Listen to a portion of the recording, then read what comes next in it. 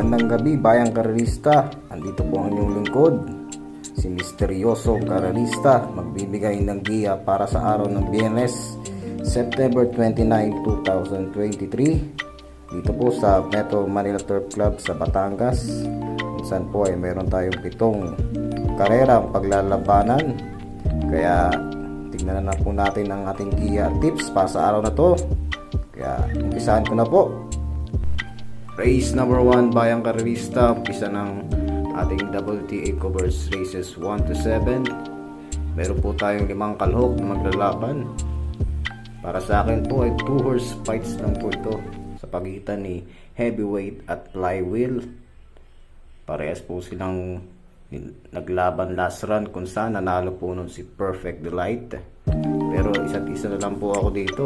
Numero 5 po ako, Heavyweight. Sakay ni NP Cañete. Makakalaban niya na rin po dito yung numero 4 si Flywheel. Kaya race number 1, isa't isa na lang po ang pick. Numero 5 si Heavyweight. Good luck po. Race number 2 na po tayo bayang karerista. Umpisa po ng ating pick 6 covers races 2 to 7. Meron po tayong 5 kalhok na maglalaban. Distansyang 1,000 meters. Naikli lang po ang karera. First choice ko po dito, numero 2, Alshami, sakay ni RJC Tabor. Bagong baba po siya sa grupong ito.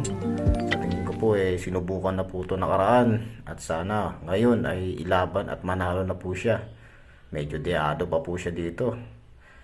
Kaya siya po ang aking first choice. Second choice, number 3, Piang Pantulin sa unahan. Number 3, Believe Me, written by CS Pare Jr.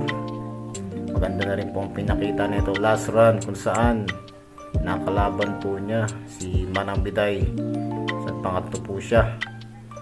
Kaya race number 2, first choice number 2, Alshami. Second choice number 3, Believe Me. Good luck po. Race number 3, umpisa po ng ating pick 5 covers races 3 to 7. Meron po tayong 9 na kalok na maglalaban. Maikli na naman po ang distansya, 1,000 meters.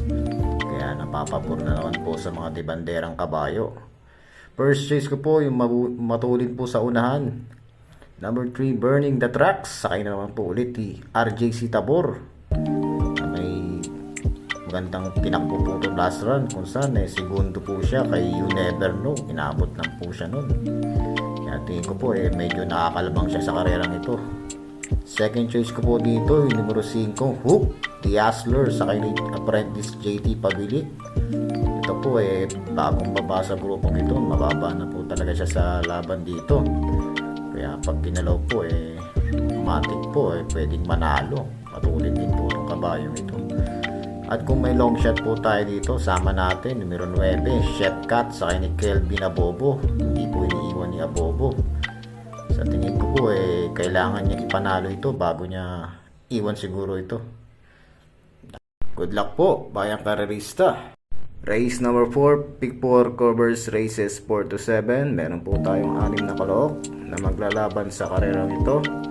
1,000 meters pa rin po ang distansya. Maraming matulin dito. First choice ko po, numero 3, Black Magic Woman, sasakay ni JM Storke. Sa tingin ko po kayang-kaya niya na po manalo sa karerang to. Lagi naman pong laban ng kabayong to Sa tingin ko po pwede na siya dito. Second choice number 2, West Pacol, sasakay ni BJ Galieta na may magaan na kilograms. Tingin ko plus factor po yun. Kaya malaki po chance yung manalo dito. Third choice ko po, long shot number 5, Full Payment, sakay ni CS Pare Jr.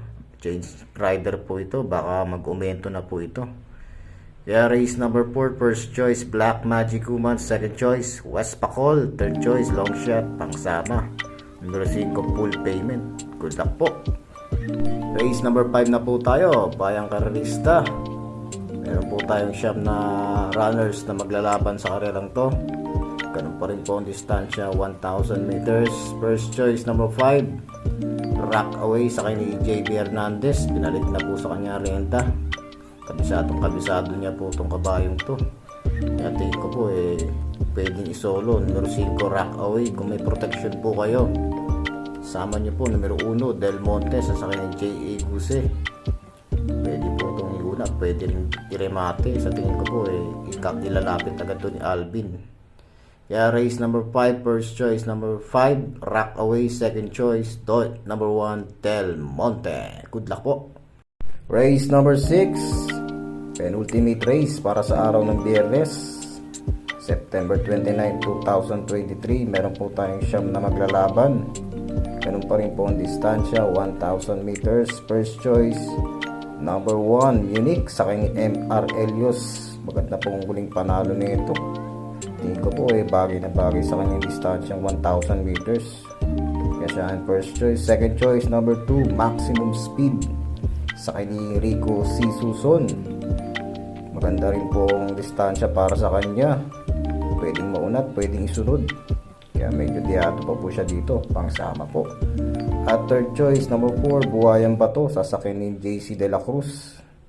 Sa tingin ko po last run maganda na rin po ang kilos nito, kung saan po nasigundo po siya.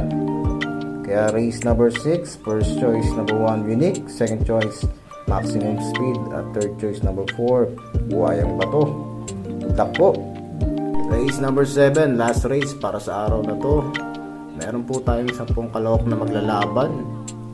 Magandang karera po ito para sa pagtatapos ng araw ng Biyernes. First choice ko po, numero 2, Melania, sasakyan ni JB Hernandez. Sa tingin ko po una na po ito ni Uno. Wala pong gaanong matulin dito. Nakikita ko po pwedeng solo ere. Kaya tingin ko po pag nakabuo Hugando mananalo.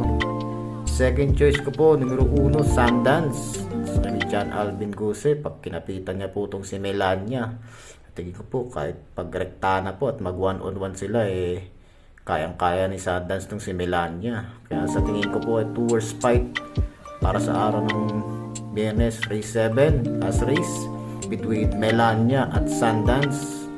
Kaya good luck po, bayang karerista.